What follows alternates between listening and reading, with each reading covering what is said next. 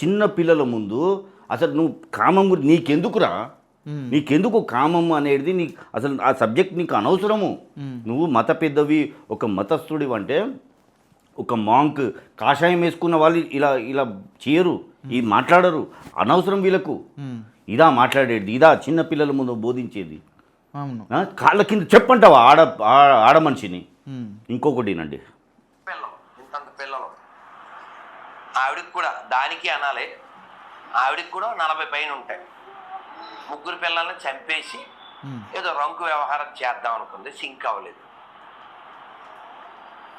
ఈ స్త్రీ చెడిపోవడానికి కారణం, 3 పిల్లల్ని చంపేయాలన్నంత క్రూర ఆలోచన రావడానికి కారణం, వాడు ఎవడో కాకినాడ, నా పిల్లలు ఈ పోటీ ప్రపంచంతో పోటీ పడలేకపోతున్నారు, 2 పిల్లలకి తాళ్ళు కట్టేసి బకెట్లో నీళ్ళు నింపి చంపేసేది.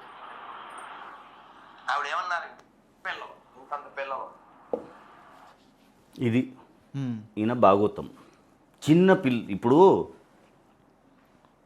చిన్న పిల్లలకు ఎలా ఉంటుందండి, ఏది ఇప్పుడు బయట వాళ్ళు కానివ్వండి, ఇంటి వాళ్ళు కానివ్వండి, కొన్ని మైండ్లో పడిపోతుంది.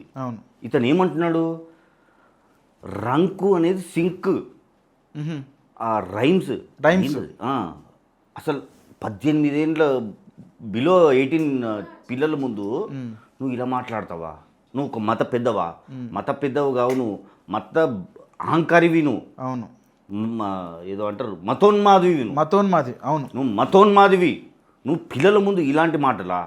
ఇంకా భయం పెడుతున్నాడు ఏమని చెప్పి, కామం తీర్చుకోవడానికంట.